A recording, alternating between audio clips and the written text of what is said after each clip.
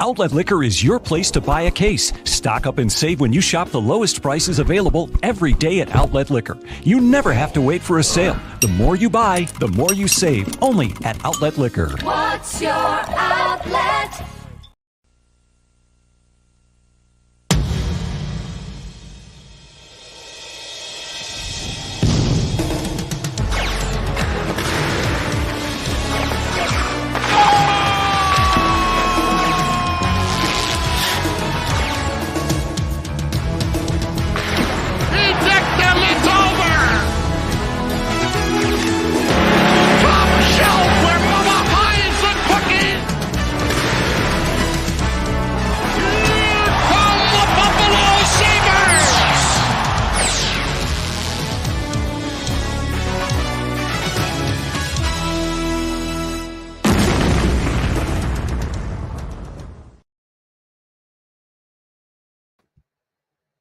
Welcome, everybody, to episode 94 of Two Goalies, One Mic. I am Duane. Without Cully today, he is on daughter duty, but I am joined by Ryan Jury, voice of the Guelph Storm up in the OHL. Ryan, thanks for hopping on. Big news out of for Buffalo tonight, or today, sorry, after losing in the semifinal of the Frozen Four to get to the final, which we played tomorrow. Michigan losing 3-2 to Denver. In overtime. It has just been initially broken by Kevin Weeks poolside, did his video poolside, and just now confirmed by Lance Lyasowski, beat writer for the Buffalo Sabres, that Owen Power is officially a Buffalo Sabre. Immediate reaction there, Ryan. You know, we've talked about him quite a bit on this show before. You know, what is your immediate reaction, and what could this do for Buffalo's blue line going forward? It's a big ad. I mean, plain and simple, this is a massive addition. And I mean, you're going to have to temper expectations. I hope people aren't expecting him to step in and be, you know, what Rasmus Dahlin has turned into now. That's where his ceiling is. He's got really high-end potential, but I certainly hope that people aren't expecting him to walk in and be Scott Niedermayer or something like that. But for right now, he's definitely an improvement over some of the other guys that play on the blue line for Buffalo. No disrespect to them, certainly talent-wise. And in the future and going forward, like, this kid projects to be a top two, probably running shotgun potentially with Rasmus Dahlin, depending how Buffalo's blue line shakes out. A top two defenseman that can anchor your blue line, play on the power play, and be an effective weapon offensively and in his own zone, because he's got great size. He's got a great defensive stick. He's not afraid to use his size and be physical, and he's not afraid to jump out in front of the net and get involved offensively. He's an extremely smart player. He reads the ice really, really well. He's already got NHL level hockey IQ. He's going to be a tough guy to beat in terms of getting around him one-on-one with that big rangy body, that long stick that he's got.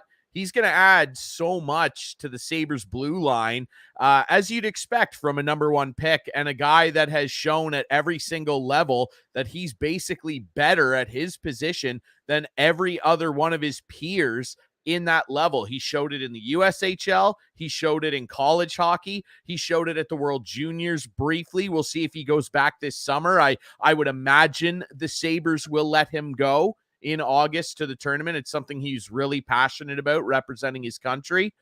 He's shown at every level that he is head and shoulders the best defenseman in that age group. And he's going to be able to show it at the NHL level now. And it's exciting, and Buffalo fans should be excited. Yeah, I am through the roof thinking about the potential of, you know, I don't know. And I know they both play the same side, so I don't think that you'll see Dahlin and Power together, or maybe they will experiment that. Maybe they'll see if one of them can play both sides. I mean, we'll see.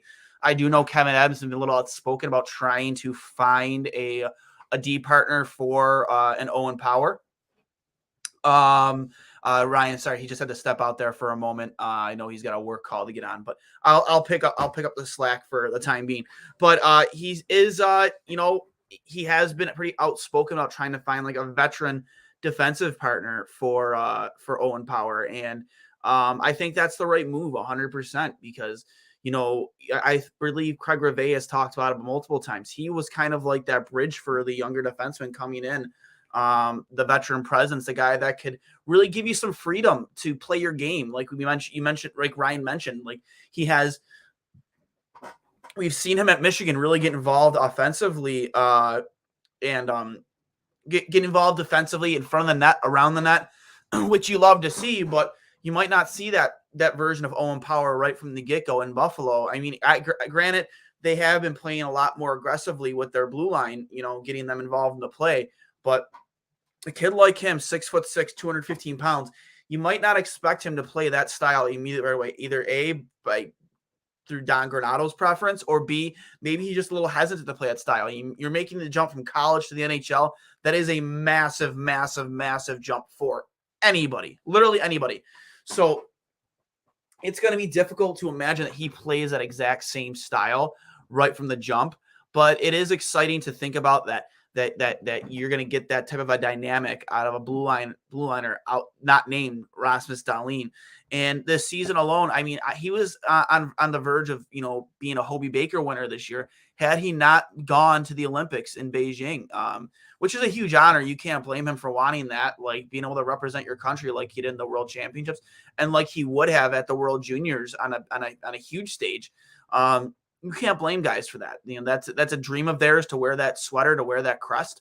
How can you be mad? I don't blame him at all. And yeah, maybe it did cost him the Hobey Baker. Same thing with Devin Levi. Maybe it did cost him the Hobey Baker. But, I don't blame either of them at all for taking that chance. I know they had the support of their teammates and the organization in Michigan. I'm sure Buffalo gave him the blessing too, like go out there and show what you can do in front of the world. But even with that, I believe he had 32 points in 33 games. I think it was like, insane numbers for a defenseman, a guy his size. And he really stood out this year, especially his skating ability coupled with his size and his ability to use his size to his advantage.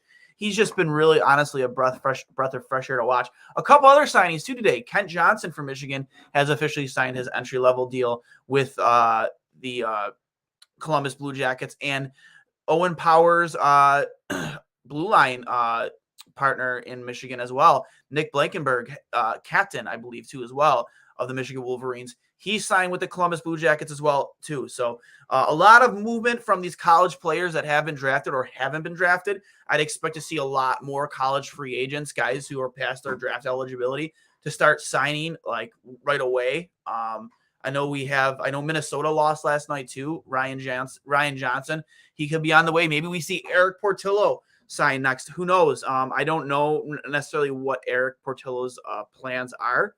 We will see. But Ryan Johnson, I believe he was the last or second last pick in 2019 in the first round by Buffalo. Played for Minnesota, had a decent year. Maybe a little bit left to be desired, at least to maybe many's expectations. But Ryan Johnson is a guy that maybe I would expect to sign next, maybe his entry-level deal. We have a comment here in the post. I agree. Pyramid Pitchers, I honestly did not think he would sign so quick. I honestly did too. I was texting with some friends last night, and I said maybe Kevin Adams gives them a day or two to really decompress. And, after a devastating loss like that, especially with all the expectations on Michigan from before the puck was even dropped on the season, to lose the way they did in overtime, I was maybe expecting to give him a day or two to really decompress, but apparently not. He's ready to go right now. And fittingly enough, he's predicted, at least right now, to make his Sabres debut in Toronto against the Maple Leafs. That's hilarious too. Like, for the fact that he's going to play Toronto, you almost couldn't script that better as, right? I think that, and what a challenge for him too, because the Leafs offensively are rolling right now, and it's going to be a good early test of his ability at the NHL level. Again, like, I hope that fans, and I'm sure they are in Buffalo, are smart enough to temper expectations. Like, it might take him. Defense is the hardest position, in my opinion, to step into the NHL and do really, really well at, especially when you're a guy of his kind of skill level, where, like I mentioned earlier at the start of the show, he's used to being literally the best player at his position at whatever level he's played at.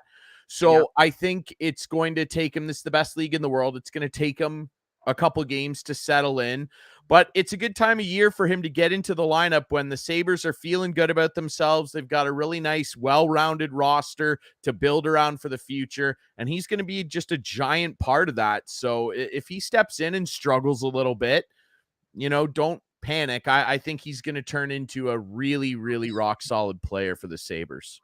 Yeah, I just hope we don't try and put the same demands on him as many fans did with Rasmus Dahlin, him being a first overall pick. I think people expected him to be Nick Lindstrom right out the gate, a Hall of Fame Swedish defenseman, a guy who, honestly, in my opinion, is probably the greatest defenseman to ever play the game, just all around, top to bottom. Guy was just an absolute stud to watch and an anchor for Detroit for so many years. But I hope they don't have these high expectations like they did for Dahlin. Like, not that things like those expectations, shouldn't have been there eventually, but they were really demanded of him right away. And people seem to forget that he went through he's on his third head coach since coming to the league, between Phil Halsey, Ralph Kruger, and now I'm sorry, Don Granato, Donnie Meatballs. Just to be in your third system, your third different culture, I guess you can say. I just hope that, the stability of the staff around these young players stays stable and we don't have any turnover anymore, and that you can really give these guys that winning culture to thrive off of going forward, to build that winning environment, because you haven't been able to do that for a decade, and you've drafted 4 different times in the top 2 of the NHL draft, twice at second overall and twice at first overall. So there shouldn't be any excuses anymore. Like, you think you found your guy. It looks like you found your guy. You've shown faith in this GM. Now, full steam ahead, and let's just keep doing what we've been doing. And the Sabres have been very, very impressive since, March going into April. I agree. They have been impressive, and it's led by guys like Alex Tuck, the future captain in our shared opinion anyway, and Tage Thompson. We've talked a lot about him and the step forward he's made. I love Dylan Cousins. I think he's great. The workhorse from Whitehorse, I should say. They've just got a lot of impressive pieces, and Dahlin too. And here's the thing, right? That a lot of people that overreact, I'll say, when guys like Dahlin and potentially Power step in and it takes a couple years. Everybody isn't Nick Lidstrom. You can't just expect guys, even when they're a first overall pick, to walk in and be unreal. Look at Jack Hughes as a forward. Like, it's taken him a little while to settle in. It looks like New Jersey has that superstar that they expected. But on that even same team, Nico Hischier, I don't think if we did that draft again, Hischier would be number 1. He has turned into a really solid two-way center, but people attach expectations to guys almost unfairly because they look at all the highlights of the guys in their draft year and they saw Dahlin dangling around, toe-dragging guys in the Swedish Elite League, making them look silly. No disrespect, that's a really good league. That's the Swedish Elite League. That's not the NHL.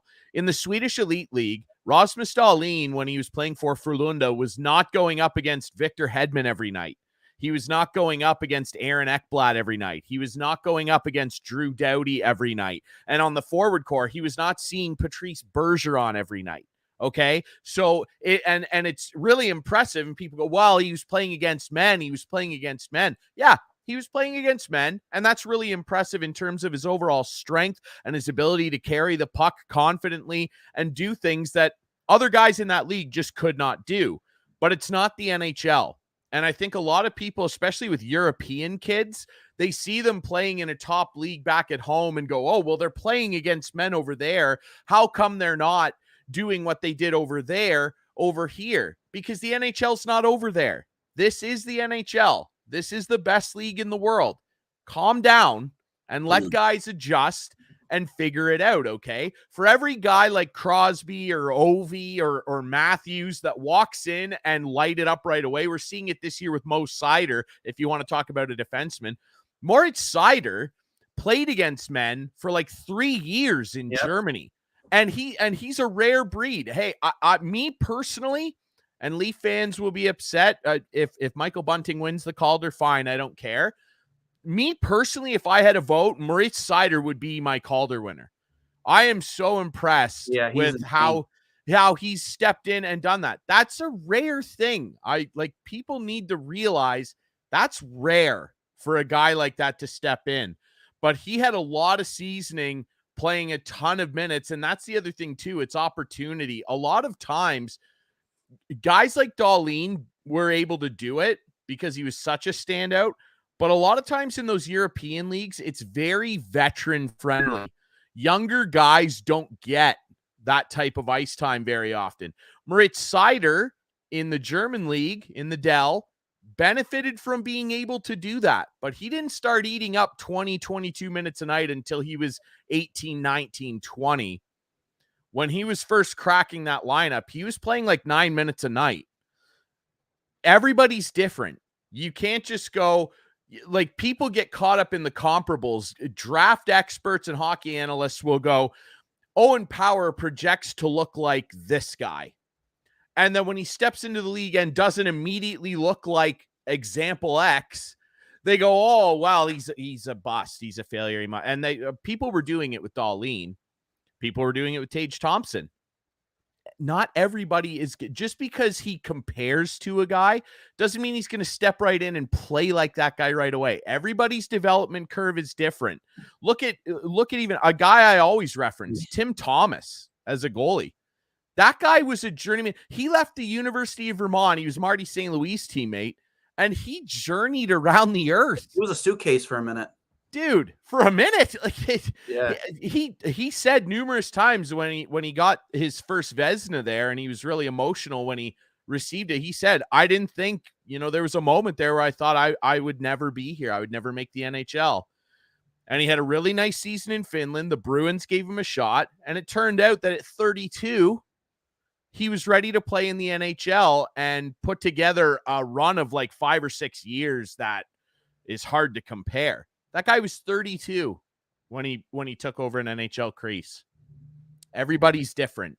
But Owen Power, he is going to be a really, really good piece. I'm not saying he turns into Scott Niedermayer or something, but I think that his ceiling is top pair, 25 minutes a night, shutting it down, and unleashing clappers on the power play.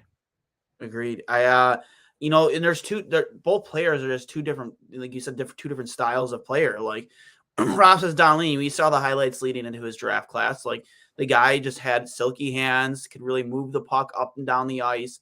Not saying Owen Power again, they are just two different players. And Owen Power's type of guy, he stands 6 foot. I think it's 6'6". I want to say like 215 pounds.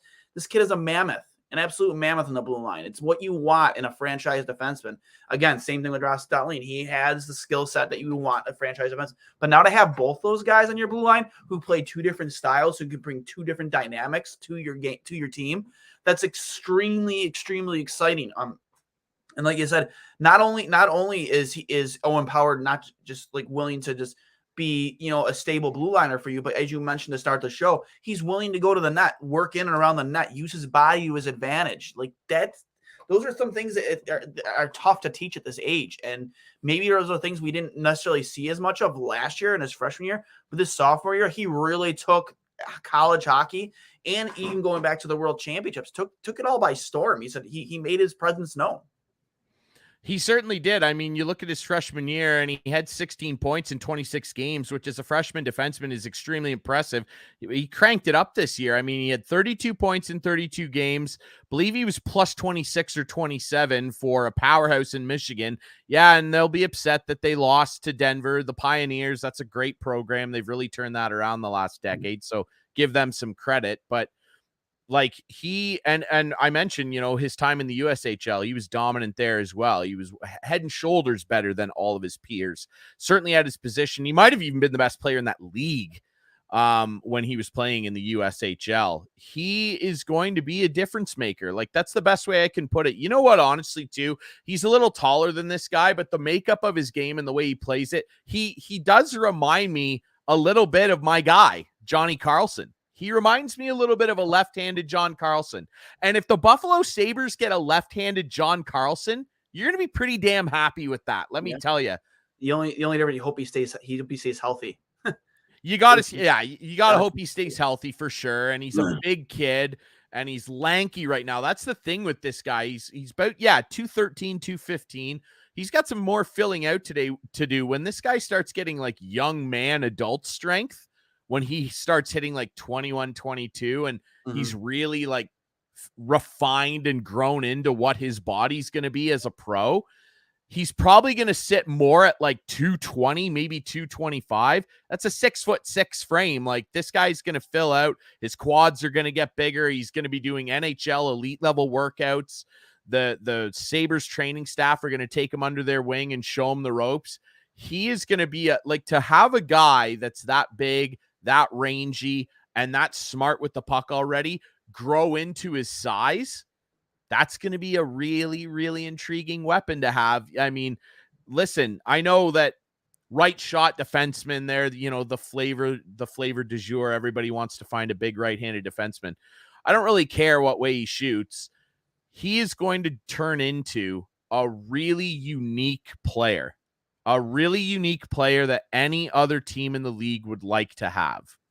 When you're that big, you can skate that well, and you can contribute offensively that well and make a good first pass and be responsible in your own zone and not get beat because you have a reach that not many other players in the NHL have. That's a unique weapon. That's a very unique weapon, and the Sabres are going to benefit from that.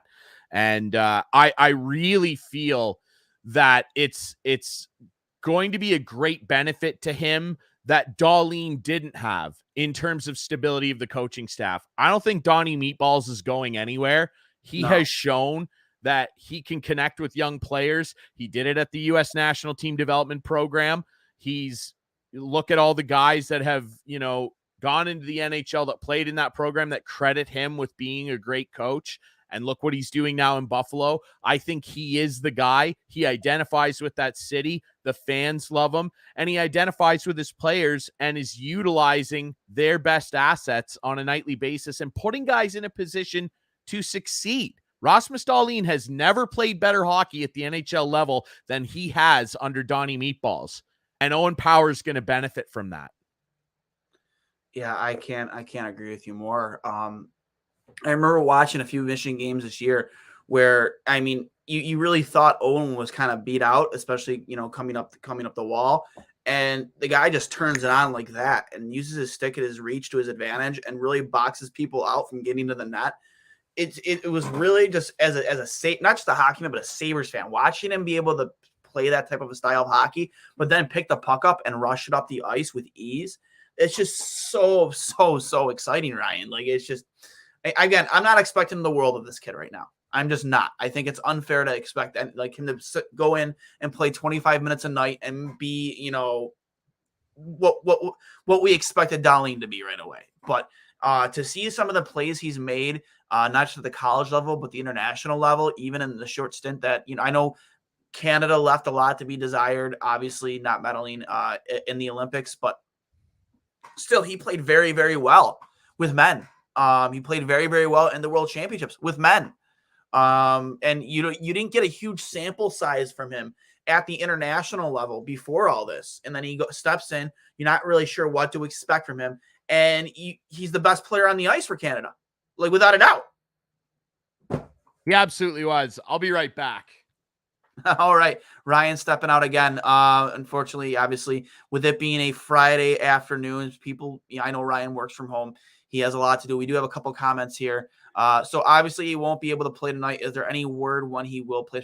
Per Lance Lyasowski, I think the expectation will be probably at Toronto on Tuesday, which is pretty exciting because it really adds to the dynamic of the Buffalo Toronto rivalry that's slowly been really taking form again.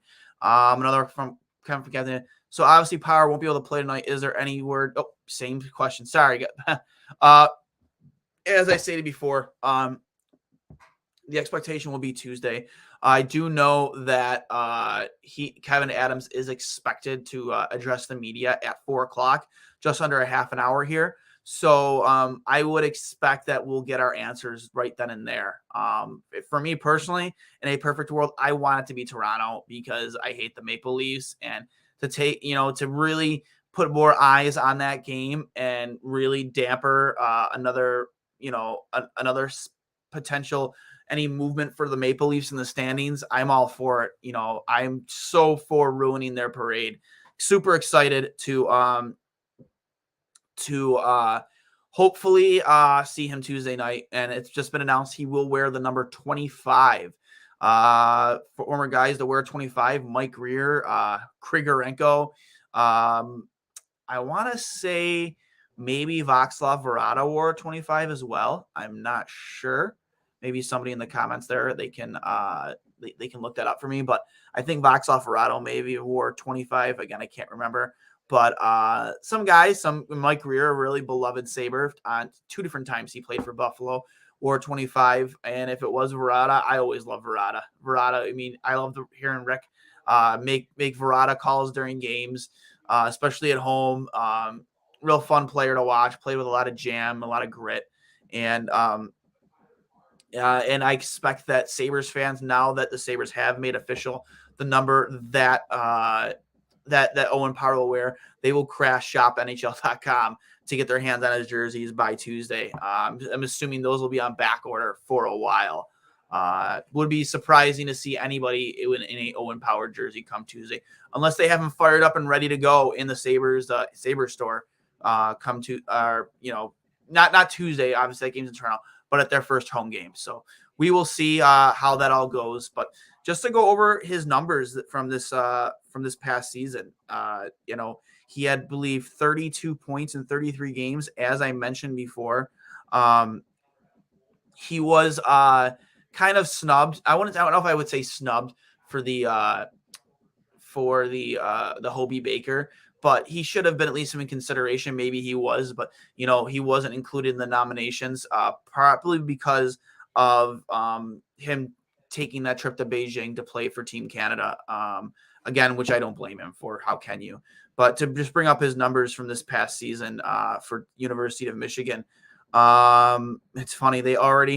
Elite Prospects have already updated Buffalo Sabres. They were quick with that. They're already part of his 2021-2022 stat line. Obviously, all dashes for zeros, but 33 games played, 32 points, 3 goals, 29 assists, 12 penalty minutes. At the World Juniors, in the 2 games he played, he had 3 goals and 2 assists at the U20s. So for 5 points in 2 games, really stood out for Buffalo. I remember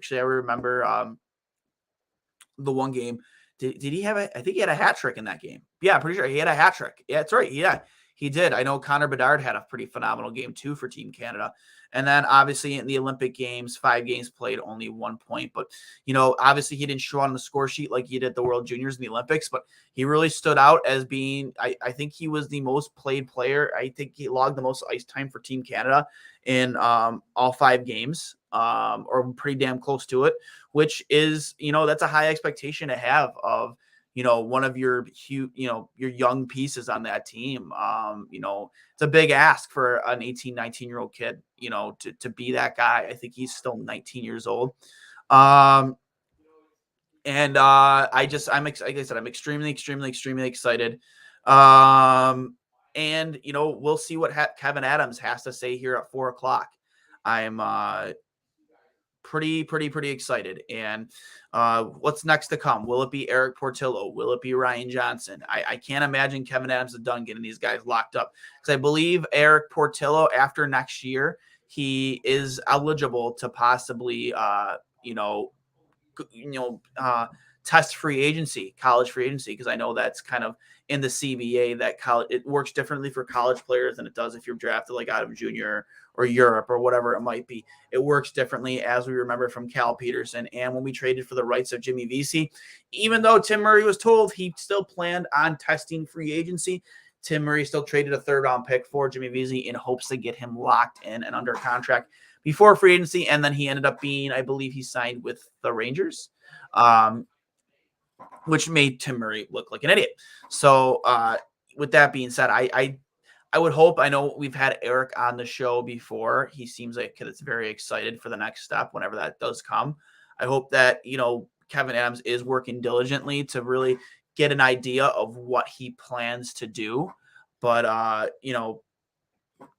am I exactly worried if that doesn't happen, between now and the offseason? No, I'm not. There's a lot of time to get that done. There's a lot of time for Eric. I mean, again, they lost a a season-ending game last night where the expectations were very high for Michigan to start the season. They were expected to be in the Frozen Four final. They were pretty much, for Michigan, it was you either win the whole thing or it's all for nothing. You know what I mean? Like that was the expectation on Michigan. They were being called like the next version of the college, Fab Five, the hockey version, which I believe the Fab Five was another Michigan basketball team. Again, I'm very ignorant when it comes to college basketball or basketball in general, but I would expect that.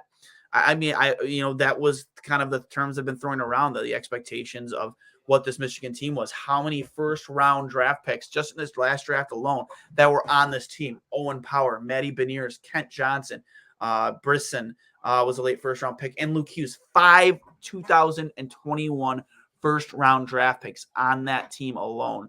So, yeah, the expectations were very, very, very high, and they fell short. Not to mention you had a NHL prospect in net in Eric Portillo, who had a phenomenal year, a .926 save percentage. The kid played on his head. He was a big reason why that game wasn't worse last night. I think that if I'm going to, put any blame on anybody, I'm not going to blame anybody, but watching Luke Hughes on the game-winning goal, he did a little bit of puck watching there instead of taking his man in front, and he got to his own rebound and buried the game winner off the Portillo rebound. A tough spot to be in. I understand that, but one of the top rules of being a defenseman playing in front of your net, don't watch the puck, take your guy, tie him up. You take him out of the play completely when you tie him up and, clear the way for your goalie to see the shot coming from the point or, whatever is happening in front. So that's just my opinion. There was a little puck watching done on that play. And I have to believe that, he would have liked to have done that a little bit differently. He's pretty upset, broke his stick over the crossbar. Who wouldn't in that situation, season ending? So I've been there. I've not there in that exact spot, but, I've had my season end in overtime before in the playoffs, once in a triple overtime. And I broke my stick, went to the bench, and then broke my other stick. Dad was pretty pissed off because goalie sticks aren't cheap. They're very expensive. Not like today, though. Not like today. They're kind of outrageous. Just take a quick look at the Sabres schedule from here going forward. I believe they have the Florida Panthers today. I believe. Let me take a look. I believe the Panthers are on the schedule today. And we're back. Ryan has joined us again after another briefing. But I was just talking about, the expectation of what's to come next. I believe the Sabres have the Panthers tonight. And, obviously, I guess the expectation, we'll find out from Kevin Adams at 4:00. He's expected to address the media. When Owen will make his debut, he is expected to wear number 25. That has been released by the Sabres. That is the number he has chosen. Number 25, he wore 22 in college. But other question marks are guys like Ryan Johnson, Eric Portillo, what their next move is, because I believe after next season, Eric has the option to test free agency as a college free agent. Ryan Johnson, a 2019 pick, he might also be in the same boat. But I'm wonder, what Kevin's mindset is. I hope I'm assuming he's being diligent on having those conversations with those players and their agents to try and get them locked in. One less thing to worry about, especially after a huge move, yes, but an expected move with Owen, to get those guys locked in and try and secure the future, at least in net for Buffalo for time to come. Because I'm pretty positive that after next season, Devin Levi does plan on signing with Buffalo. Per my conversation with him on the podcast and just conversations in private. Yeah, and that wouldn't be surprising, right? And they need, Buffalo, the thing with them the reason they've taken so long to accrue talent and be good again is because they've drafted so poorly over the last decade plus. You know that more than anybody, Duane. They just have. And I'm interested to see how long they can keep this up, because they've got some good quality guys available to them in their system. But we all know that the Pagulas basically gutted their scouting staff. The Sabres essentially have nobody scouting Europe, which is wild to me, because the guy that's probably got the highest talent ceiling on their team, and Rasmus Dahlin, is Swedish. It makes absolutely no sense. You look back in history and you wonder why the Detroit Red Wings were so good for so long. It's because of a guy named Hacken Anderson, one of the greatest, if not the greatest, European scout in NHL history. You want to know how they found Datsuk in the 7th round, or the 6th round was Datsuk? That guy. You want to know how they found Zetterberg in the 7th round? That guy. Yep.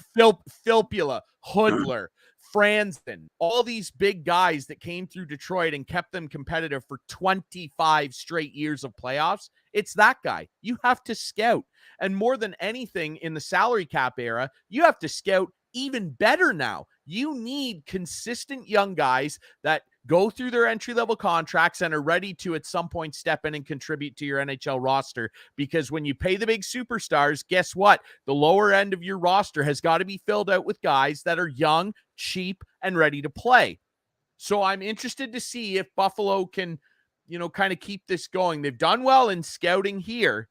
I wonder how much it will hurt them unless they plan on, now that they've got this shiny new Bills stadium, if they plan on re-adding some scouts. I would highly suggest they do. But right now, Devin Levi. I know some of that money is being delegated to Buffalo, the Sabres. I hope so. I really hope so. And they need it. Well, yeah, they do, because this is a positive. This is the first time in a long time where the Sabres have started to look like they're actually turning toward a positive direction off the highway of misery here. Like the exit lane to competitiveness looks like it's actually in front of the headlights here. And you've got to make sure that you're scouting and drafting well. I mean, hey, look up the QEW up into Canada there and take a look at their big rivals, the Maple Leafs. Look how long it took them to get better. They did not draft well for ages. You could almost argue the Leafs still don't really draft that well. They've got the high-end first-round guys, but you look down and, I mean, who's really stepping in and contribute? Pierre Engvall, I mean, good for him. Yep. It's one of those things, but the Leafs are starting to turn that around, and the Sabres are doing it too, but you've got to be able to sustain that. You have to invest in scouting. I don't care what sport we're talking about. Look what the Bills have done. Geez, the Buffalo Bills are excellent at it, and they're excellent at using the money that they have available to them to fill out that roster. But you have to consistently do that. And Devin Levi, he's a guy that they're going to add to the system. I think he will sign and will be a contributor in the future. And goaltending, it's great to have depth there.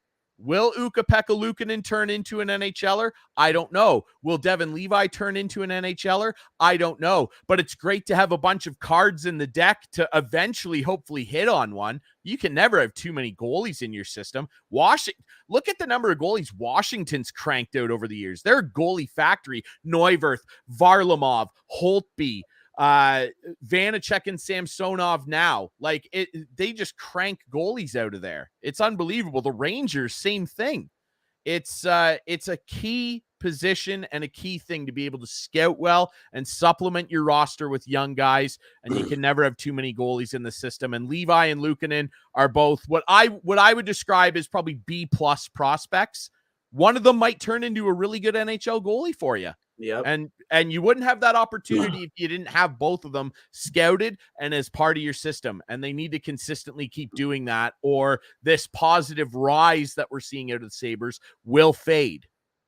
Yeah, in the system right now, according to EliteProspects.com, the goalies that are in the system right now: Devin Levi, Eric Portillo, Aaron Dell, Michael Hauser, UPL, Ukko-Pekka Luukkonen, and then Malcolm Subban, who was acquired for future considerations. Out of those guys, I mean, I think that the eyes are mostly on, if they do get signed, if and when they do get signed, are definitely gonna be Eric Portillo and Devin Levi. Like I said, there's still a lot left to be desired with Ukko-Pekka Luukkonen. Yeah, he's right now he's sporting in 27 games a 351 save percentage, or 351 goals against in the AHL and an 894 save percentage. Now, when he came with the Buffalo, he did play very well and had much better numbers in the sample size that we got. But you look at Eric Portillo, 42 games played in the NCAA, 214 save percentage and 926 save percentage. Devin Levi, 32 games played, 154 goals against and a 952 save percentage. And honestly, I think, him not being nominated for the Hobey Baker was just criminal. But I think possibly him leaving for the Olympics, just much like Owen Power, probably did hurt his Hobey Baker chances. Yeah, I agree. I definitely agree with that. But I mean, at the same time, it's still positive for the Sabres in terms of their overall future outlook. I agree with your assessment there about the Hobie Baker, but, I just really, really hope that they're able to rely, and I more mean, Don Granato and the general management there.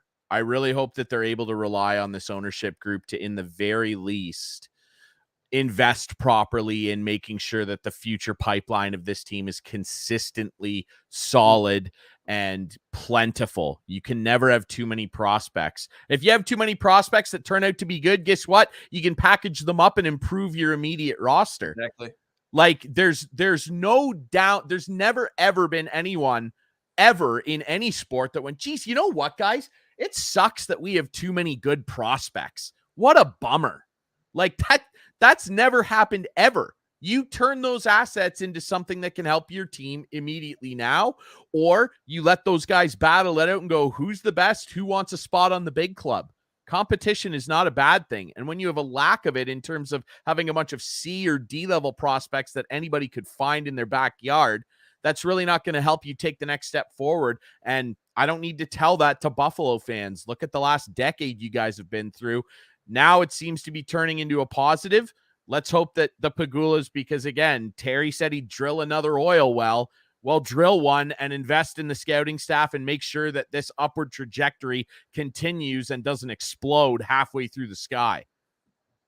I definitely agree. And, one of the things that mentions how many games will Owen Power play if he does make his debut on Tuesday, because you have to think they're not going to want to burn a year off his entry level. I think the rule is still 8 games, right? It's 9 games, and I don't know how many games Buffalo has left. What do they have, 11 or 12 games left? Yep, I believe so. Off the top of my head. It depends how he plays. I mean, if he plays extremely well off the hop, are you going to take him out of the lineup? Because yeah, again, there's a bigger discussion about this in the world of baseball with the whole service time manipulation. And I understand to a degree, and it's not nearly as egregious in hockey, but if he steps in and his first 4 or 5 games, he's really, really good, like really solid, not making tons of mistakes, can still look like a rookie, but he doesn't look like he's out of place.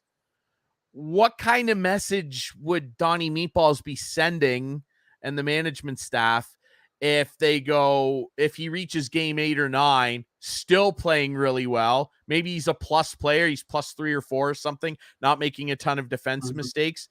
I mean, what kind of message does it send him and the other young guys to go, you know what? We want to be cheap here and save $950,000 a year from now.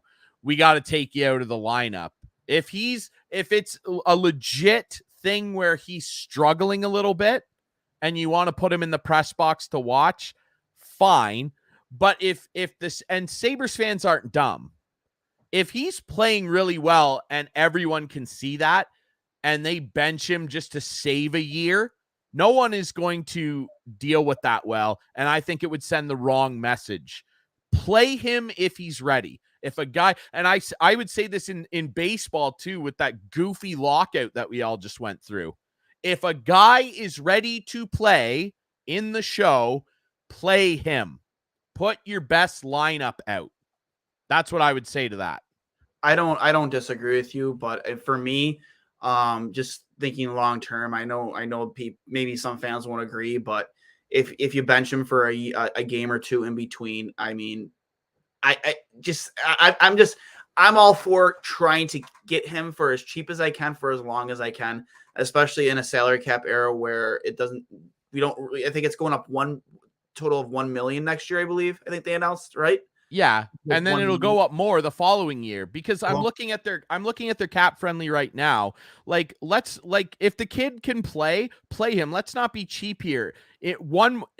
This coming off season, after 21-22, Colin Miller will be a UFA. Will Butcher will be a UFA. You've got Yoki Haru locked in for 2 more seasons after this. When Power's deal, entry-level deal would expire, that would save you 2.5. Same thing with Matthias Samuelsson. He's only got one more year. He'd be an RFA. Pizik's got one more year, UFA. Like, and they already have a projected nearly just over $14 million heading into next year. Don't be cheap here. Play the kid if he's ready and pay him. The guys that are here now, they don't have a bunch of these guys locked in on the books. Even Duane, his deal expires in 2 more seasons after this one. I think he'll have money. I honestly think after seeing like his resurgence, if Kevin Adams is smart, you lock him up, give him an extension immediately, Duane, because I think he's just going to keep getting better and better, and it's going to start costing you more and more. The summer of 2023, they should probably pick up the phone and get talking to him. 100%. 100%. Me personally, I think I'm doing it this offseason. Like, I mean, maybe he doesn't want to do it, but I at least start engaging the agent and say, hey, like, I know what the bridge deal was. It was kind of him betting on himself, hoping that he could, prove his previous numbers wrong under 2 different head coaches. But, we really want to get him locked up now on a long-term deal. And maybe the agent's for it. Maybe he's not. Maybe he realizes the steps that Duane made this season and foresees him to continue to make those steps the next season. He's like, no, maybe we'll wait till maybe mid-season next year and hopefully that number goes up. But if I'm Kevin Adams, I want to get him locked in the offseason immediately. Just get him, on the most team-friendly number you can, because the better he gets, and just watching him play and how much he's improved and how aggressive and how confident he is with the puck right now, it's just going to get more and more and more expensive for Buffalo the longer they wait. 100%. And you could start talking to him about what the future maybe holds next year, but they can't officially sign him to anything until the summer of 2023. Oh, is that the rule? You have to wait until you have 1 year left. That summer, heading into the final year of a contract, you're legally allowed to sign a guy to an extension, but it has to be with 1 year remaining. So in July of 2023, heading into 23-24, which is the final year of his deal at $6 million per, they could officially start talking about a contract extension and sign it if both parties were willing to do that. But if he reaches his ceiling of what we all expected him to as he turns 25, 26 and becomes that big weapon, which it looks like he is, it would be a huge win for Buffalo if you could get him for sub 10 million, because we've seen some guys like the Doughties and the Carlsons of the world who earned that after many years of playing really, really great. If they could get him for sub 10 based on what he's looks like he's doing, which is this going up, that would be a win in my opinion for Buffalo. I agree. I couldn't agree with you more. We're about 5 minutes away from Kevin Adams addressing the media, so we won't keep people on for too much longer. Ryan, I know you got to get ready to go because you got a game in Guelph tonight for the OHL. No worries. No worries. How long of a drive is it? Oh, it's only an hour from my place. Oh, that's not terrible. Yeah, it's a quick drive to the rink. Yeah. I just I'm excited. Today's a big day. I can't wait to hear what Kevin Adams has to say to the media, what we'll hear, when he'll debut. I got a lot of people seem to think it'll be on Tuesday against the Leafs, which in a perfect world, I hope that is when it is. I hope that's an RJ game. I hope that's one of the games we get Rick Jeanneret, the absolute legend, calling. And personally, it should be. It should be. I hope even if it isn't, they make arrangements to make it an RJ game, because it should be. Like that Rick Jeanneret should be calling Owen Power's first game as a Buffalo Sabre, without a doubt. Without a doubt. I agree. And can I just say on that note, like the thing they did for RJ the other night was so awesome. Like, it's great. He is Buffalo. When you think of Buffalo sports and broadcasting, you hear his voice. Like I don't know if like people know this. I mean, yeah, like I'm a Caps fan. I love Joe Beninati and all those guys. When I was a kid, like Rick Jeanneret was one of the guys, maybe the main guy that like really inspired me to get into play-by-play. And I definitely like have, because I listened to so much of him as a kid, especially when cousin Chris was playing for the team too, like it just added extra incentive to watch. Listening to him for so long, I definitely adopted more of that like excitable play-by-play style. Yeah. Like the goal calls that and the highlight calls just on saves, Miller time, Dominic Hasek were not worthy. I did it last night. I was calling a junior C game last night on the radio, and I busted out the "we're not worthy." He has so many iconic calls. And I mean, of course, my favorite being when Chris scored that big OT winner. I think it was against the Rangers that year. Who else? Chris Drury in overtime. It's the best, dude. I get my hair stands up thinking about that, and I was in tears watching the ceremony. It was emotional. That guy is a hero of mine, and to see him honored that way was really, really special. Agreed. Again. Just wrapping up here. It's 3:57. I know Kevin Adams plans to go live here very shortly. Owen Power, officially a Buffalo Sabre, signed his 3-year entry-level contract. Not even 24 hours after, losing in the semifinal to Denver for the Frozen Four, which was a huge disappointment because I think it would have went a long way for Ryan Johnson, who also Ryan Johnson and Aaron Hughlin both losing for Minnesota as well last night, which was unexpected. I thought they would take it to the state. I thought for sure they would pull that one out and end up being very lopsided. And having 4 guys go down on the same night, very disappointing as a Sabres fan, because I thought in terms of development, playing in those high pressure situations would have really, really helped their development, Ryan.